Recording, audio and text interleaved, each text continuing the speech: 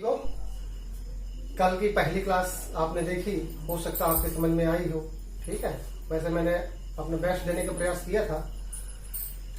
अब आज का जो लेक्चर है वो आपके सामने कुछ इस प्रकार से ब्रीफ तरीके से मैंने डिस्क्राइब किया हुआ है।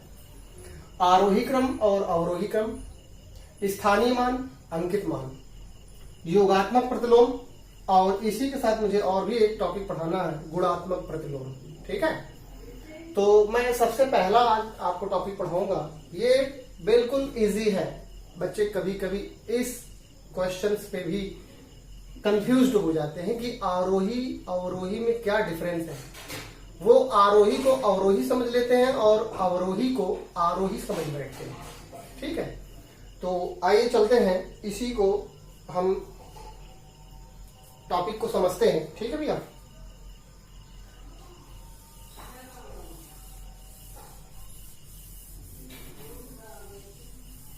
चलिए एक्चुअली में आरोही है क्या वो चीज समझिएगा। यहाँ पे इसी को इंग्लिश में अगर थोड़ा सा हम पढ़ेंगे, इसको कहते हैं असेंडिंग ऑर्डर और इसको क्या कहते हैं, डिसेंडिंग ऑर्डर। तो अगर इंग्लिश वर्जन थोड़ा सा आपको कंफ्यूज कर रहा है तो मुझे लगता है इंग्लिश में अगर आप पढ़ोगे तो बेटर रहेगा, कभी कंफ्यूजन नहीं होगा। असेंड मतलब चढ़ाव होता है, डिसेंड मीन्स डी प्रेफिक्स लगा हुआ है, और डिसेंडिंग का ऑलरेडी मतलब निगेटिव ही होगा, और निगेटिव कैसा होगा, बढ़ से घटना होगा। ठीक है, क्या होगा, डिसेंडिंग ऑर्डर, घटते हुए। ठीक है, तो आरोही कैसा क्रम है हमारा, बढ़ता हुआ क्रम। जैसे 5, 7, 9, 11, 15, 20। ठीक, ये तो संख्याओं की बात है। अगर अच्छा, इनमें बड़ा और छोटे के कैसे निशान लगाते हैं, ये छोटा है और ये बड़ा है तो ये बड़े का निशान होगा, इस पे कंफ्यूजन मत करना। जो बड़ा होगा उसकी तरफ मुंह ज्यादा बड़ा कर देना, बस यही है इसका था। चलिए आगे देखते हैं। आरोही क्रम अगर भिन्न में आता है तो थोड़ा सा टिपिकल हो जाता है, क्योंकि भिन्नों का मैं क्रम पढ़ाऊंगा। फ्रैक्शन कैसे हैं, कैसे एक दूसरे से रिलेट करती हैं, और उनको बड़े और छोटे से कैसे आप आइडेंटिफाई कर पाओगे, ये मैं अगले लेक्चर पे लूंगा। वो फ्रैक्शन का आप एक परफेक्ट लेक्चर होगा 20 से 25 मिनट का, उसको आप जरूर देखिएगा। ठीक है, तो आरोही क्रम आप देखिएगा, जैसे मैं आपसे कहूं इनमें ये छोटा है और ये बड़ा है, इसी तरह से ये इस प्रकार से आप लगाते चलोगे तो ये क्रम कैसा आपका होगा, आरोही क्रम हो जाएगा। और इसी को अगर मैं पलट देता हूं 20, 15, 11, 9, 7, 5, और यहां पे आप इस प्रकार से लगाओगे, ये जो साइन लगेंगे आपके बड़े वाले वो इस प्रकार से हो जाएंगे। ठीक है, तो ये इन दोनों में इंटर रिलेशन है कि आरोही किसको कहते हैं और अवरोही क्रम किसको कहते हैं। और ध्यान रखिएगा, सी टेट और यूपी टेट में एक क्वेश्चन इस प्रकार से जरूर आता है, कभी भी आप उठाकर देख लीजिएगा। 10 साल तक के जितने भी क्वेश्चन अभी तक बने हुए, आरोही और अवरोही क्रम से एक क्वेश्चन जरूर रहा है। वो चाहे जिस तरीके से फ्रेमिंग हुआ हो, लेकिन एक क्वेश्चन जरूर यहाँ पे आता है। इसलिए इस टॉपिक को आप बहुत ही गहराई से पढ़िएगा। ठीक है, और बिल्कुल इजी होता है यहाँ से 1 नंबर प्राप्त कर पाना, क्योंकि जनरली ऐसा होता है 82 ओबीसी मार्क्स को लाना पड़ता है सीटेट क्रॉस करने के लिए, और 90 जनरल को। एक नंबर में आपको बाहर किया जाता है। आप समझिएगा 1 नंबर की क्या कीमत होती है। अगर नॉर्मल क्वेश्चन आप गलत कर दोगे तो यहाँ से मुझे लगता है फिर आपको टाइट क्वेश्चन तो वैसे भी नहीं आएंगे। अगर नॉर्मल क्वेश्चन आप गलत कर दोगे तो यहाँ से आपका प्लस पॉइंट हो सकता है कि अगर नॉर्मल क्वेश्चन आप सही करते हैं तो आप अच्छा स्कोर कर पाओगे। ठीक है भैया, आइए देखते हैं।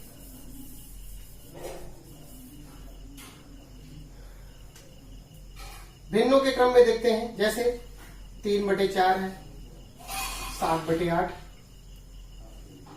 9/10 है, 11/12 है। ठीक, इनमें सबसे छोटी कौन सी है, तो अभी मैं इस चीज को रिलेट करूं। मैंने आपको बताया कि फ्रैक्शन का मैं भिन्न का एक अलग से लेक्चर ले लूंगा। अभी समझिएगा कि ये आपकी भिन्न सबसे छोटी है, फिर उससे बड़ी ये है, फिर उससे बड़ी है, और ये फिर सबसे बड़ी। तो इसको अगर आरोही क्रम में हम व्यवस्थित करेंगे तो 3/4, फिर 7/8, फिर 9/10, फिर 11/12। ये इसका क्या है, आरोही क्रम होगा। अब क्वेश्चन कैसे फ्रेम होता है, आया हूं क्वेश्चन, देखिएगा मैं कैसे आपको रिलेट कर रहा हूं और बिल्कुल आसानी तरीके से आप लगा सकते हो ऐसे क्वेश्चंस को। ठीक है, आइए देखते हैं।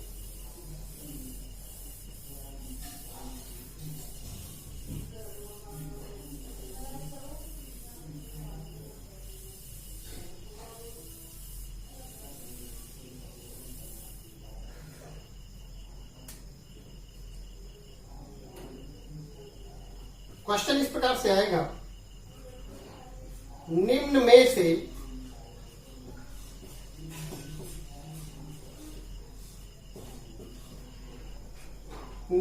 से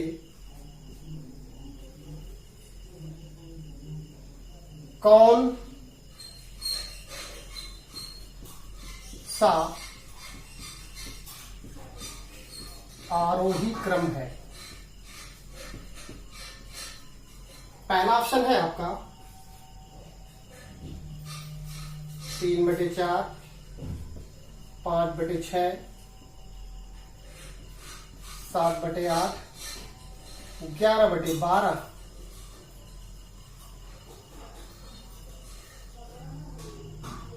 और एक ऑप्शन और ले लेते हैं 4/5। दूसरा ऑप्शन है आपका, दूसरे को मैं यहां पे लिख रहा हूं, ठीक है भैया, 5/6, 7/8, 11/12, 7/8 सॉरी,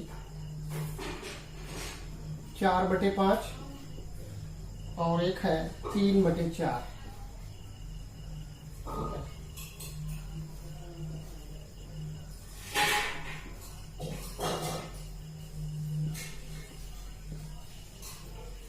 तीसरा ऑप्शन है यहीं पे,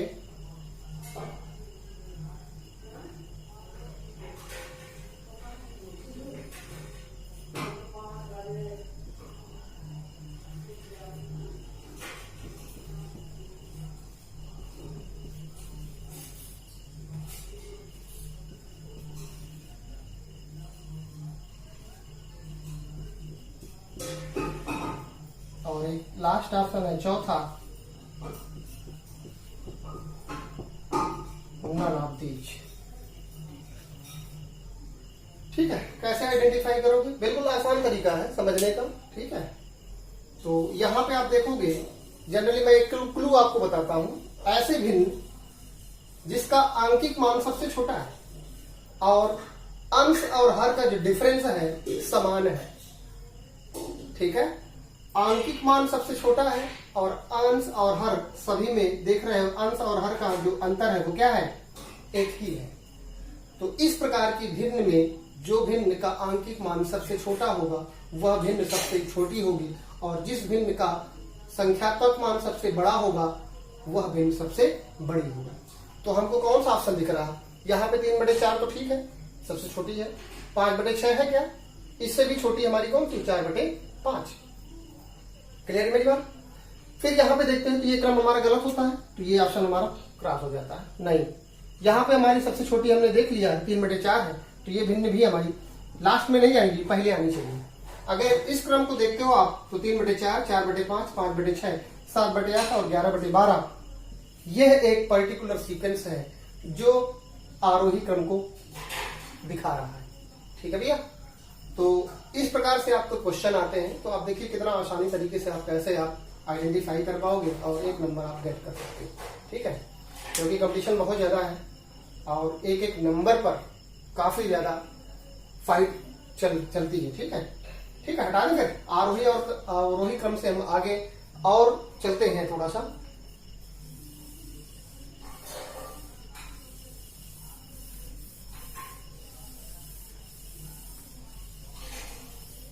मैं इन सभी से रिलेटेड बड़ी अच्छे क्वेश्चन मैं छाट करके आपकी एक्सरसाइज कराऊंगा।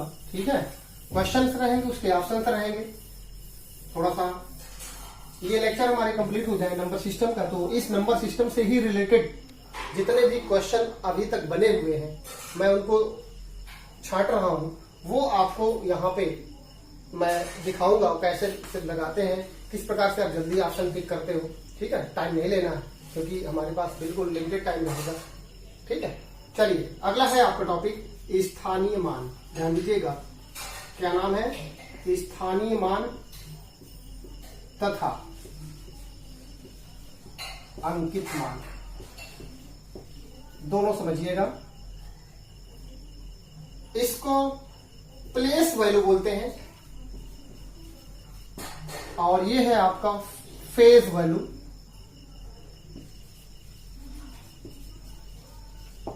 ठीक, दोनों में अंतर समझिएगा।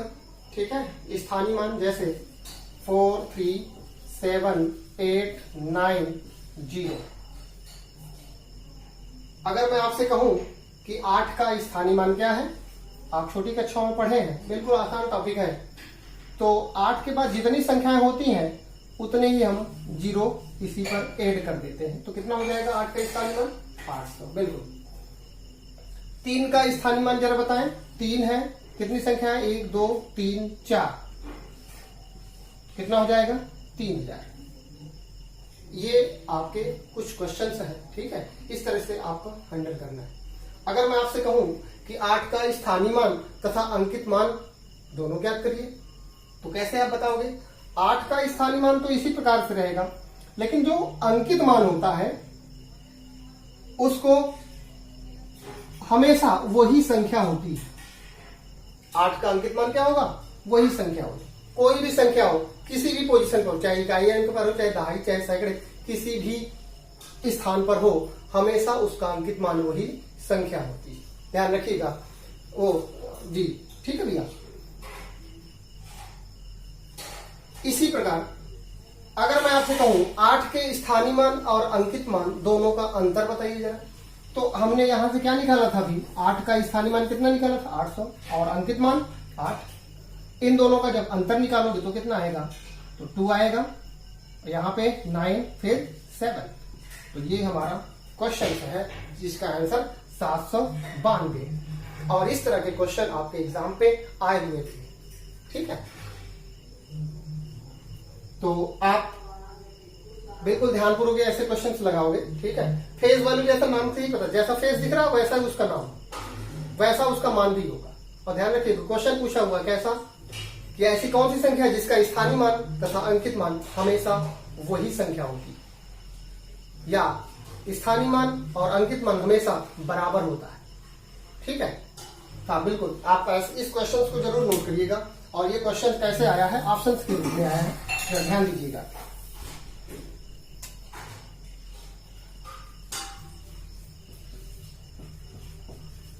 ऐसी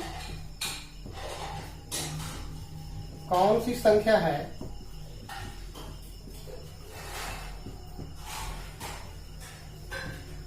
जिसका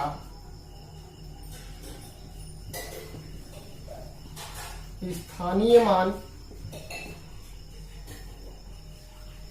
तथा अंकित मान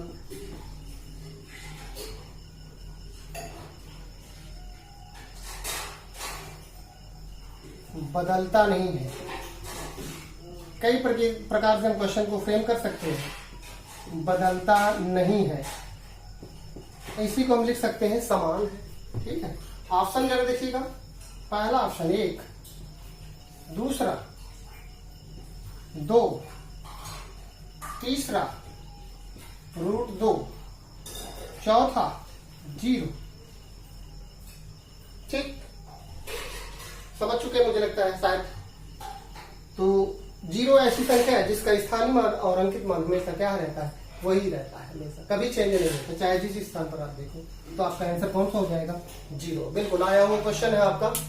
ठीक है, तो इसलिए ध्यान रखिएगा ऐसे क्वेश्चंस पे।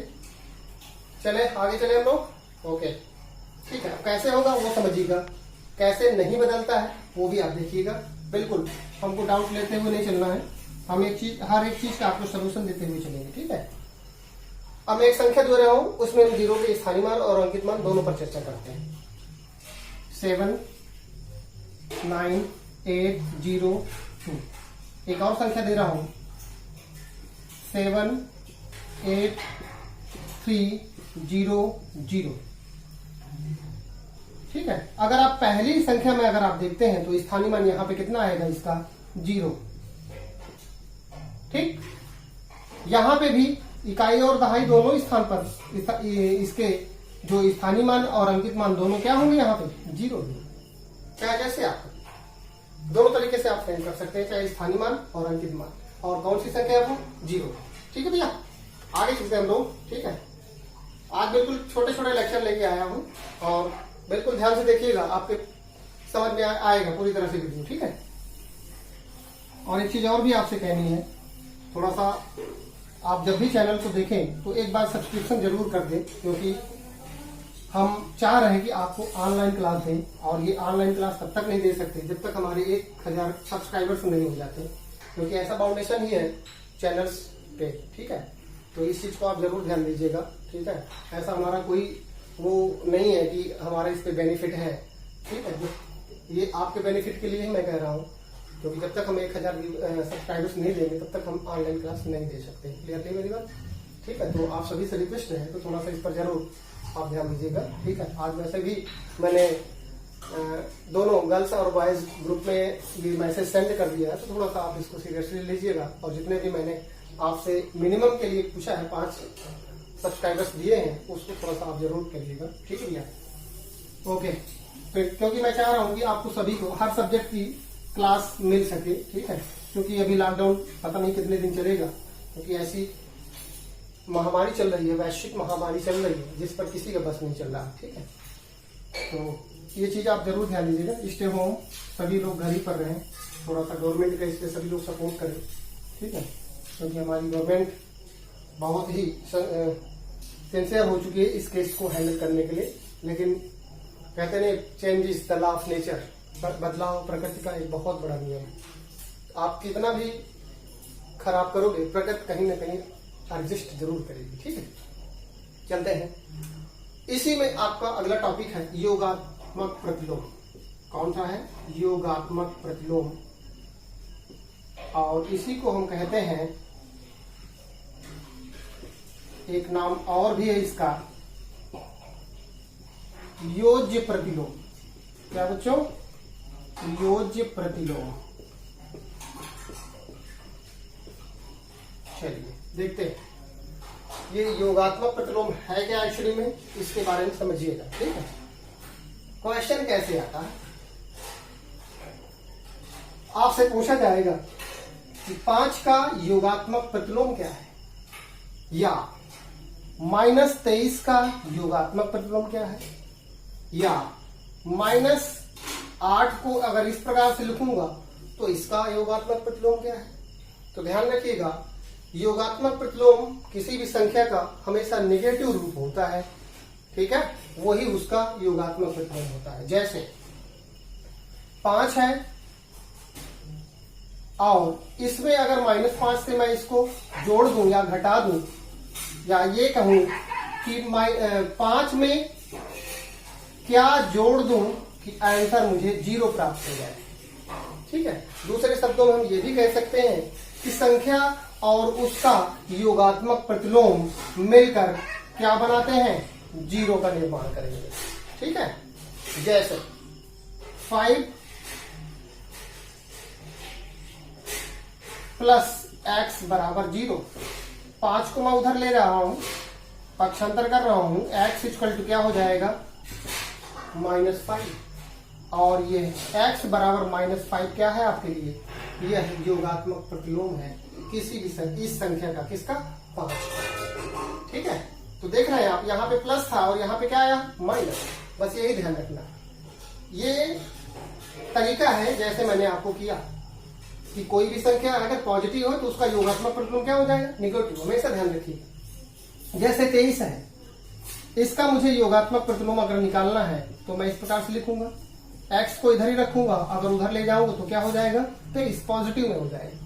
तो इस -23 का योगात्मक प्रतिलोम क्या हो जाएगा आपका, 23। ठीक है भैया, अब ये कैसी संख्या है, इसमें -2 बार लगा होगा। ध्यान रखिएगा, इसको अगर सॉल्व करोगे तो क्या हो जाएगा, माइनस और माइनस का गुणनफल क्या हो जाएगा, 8 और 8 का योगात्मक प्रतिलोम क्या हो जाएगा? बिल्कुल आप समझ चुके हैं मुझे लगता है, -8। ठीक है, मैंने इस तरीके से नहीं बताया, डायरेक्टली आप आंसर करिए। ये तो मैंने तरीका बताया कि आपको कैसे करना है, ये क्वेश्चन कैसे आपको फ्रेम करना है, कैसे आप बेसिक चीज से समझोगे। ठीक, और भी देखिएगा, ये क्वेश्चन से आया हुआ है जो मैं आपसे चर्चा करने जा रहा हूं। बिल्कुल यूपी टेट में आया हुआ क्वेश्चन है, आप देखिएगा, मिलान करिएगा, फिर उसके बाद हमसे बताइएगा। -23 माइनस का -23 का योगात्मक प्रतिलोम क्या है? आपके पास 4 ऑप्शन थे। पहला 23, दूसरा -23, तीसरा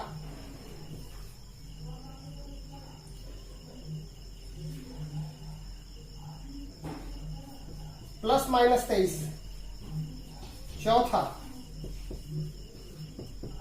नन ऑफ दीज। ठीक, हाँ मैंने लिखा हुआ है कि -23 का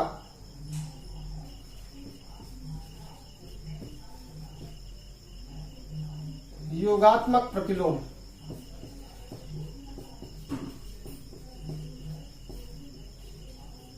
ठीक, इसको क्या लिख सकते हो आप?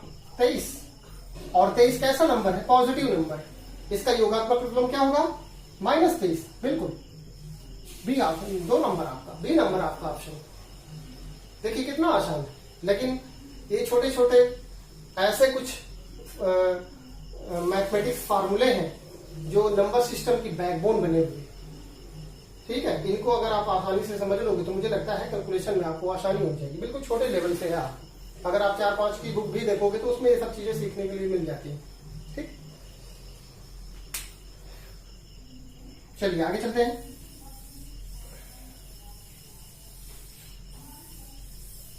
यहां पे भी क्वेश्चन बन सकता है, जैसे मैंने कहा किसी भी संख्या और उसका योगात्मक प्रतिलोम हमेशा निगेटिव रूट होता है ना। अगर हम ऐड करते हैं इनको, संख्या और उसका योगात्मक प्रतिलोम दोनों को जोड़ते हैं तो हमको क्या मिलेगा? 0 मिलेगा। बिल्कुल मेरी बात, जैसे 5 है उसका योगात्मक प्रतिलोम क्या होगा? -5। इन दोनों को अगर हम ऐड करेंगे या जोड़ेंगे, जो भी आप समझिएगा, हालांकि इसमें जोड़ ही कर सकते हैं। ठीक है, तो कितना आ जाएगा? 0। तो आपसे ये क्वेश्चन पूछा गया है कि ऐसी कौन सी संख्या है जिसका योगात्मक प्रतिलोम हमेशा वही संख्या होती है, उसमें नेगेटिव या माइनस साइन नहीं लगता। जैसे बताइए, चलिए देखिएगा, ऑप्शन दे रहा हूं। ठीक है, ऐसी कौन सी संख्या है जिसका, चलिए देखिए मैं लिख रहा हूं,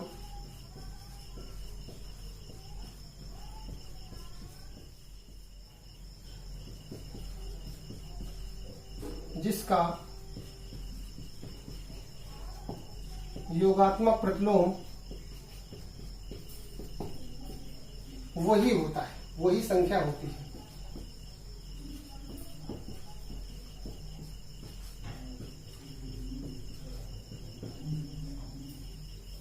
ऑप्शन है पहला 1, 0, -1, चौथा है -2। ठीक, अब कभी भी कंफ्यूजन हो तो आप प्रूव भी कर सकते हो, जैसे मैं अभी इसमें समझाने जा रहा हूं। ठीक है, ना ये है ना ये है ना ये है, आपका ऑप्शन कौन सा है? 0। अब कैसे वो देखिएगा, हम 0 अगर कोई नंबर है, ध्यान दीजिएगा थोड़ा सा, मैं इसको इरेज कर रहा हूं क्योंकि हमारे पास ज्यादा स्पेस नहीं है। ठीक है, जैसे 0 कोई नंबर है और इसका योगात्मक प्रतिलोम क्या होता है? -0 हो जाएगा। जैसे आप समझ रहे हैं, -0 लिख दिया।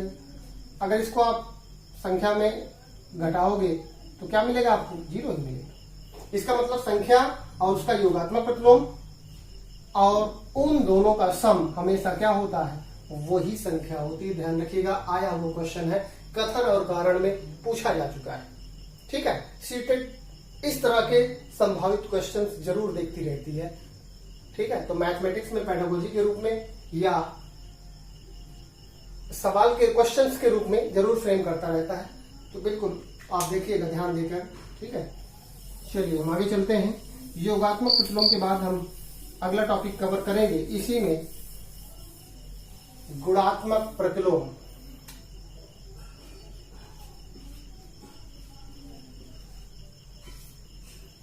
या चलिए इसको इंग्लिश में मल्टीप्लिकेटिव इनवर्स बोलते हैं और योगात्मक प्रतिलोम को बोलते हैं एडिटिव इनवर्स। ठीक है, गुणात्मक प्रतिलोम में क्या है वो समझिएगा।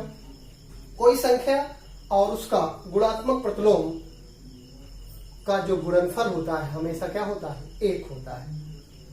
ठीक है, आइए देखते हैं इसमें। जैसे सपोज 5 है मेरे पास, गुणे x है और इन दोनों का जो गुणनफल होगा वो क्या आना चाहिए, 1 आना चाहिए। यही आपका गुणात्मक प्रतिलोम कहता है।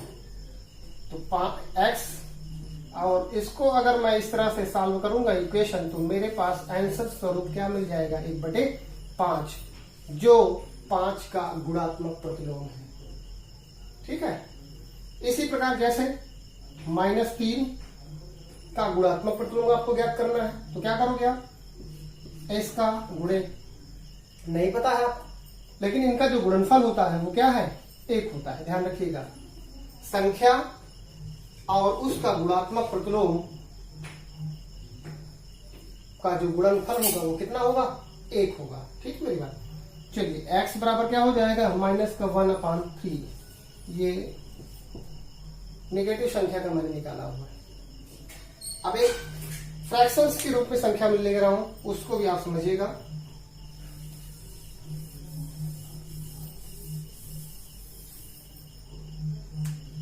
सपोज 2/3 है, गुणे x है और इक्वल टू क्या लिखना है, 1 लिखना है।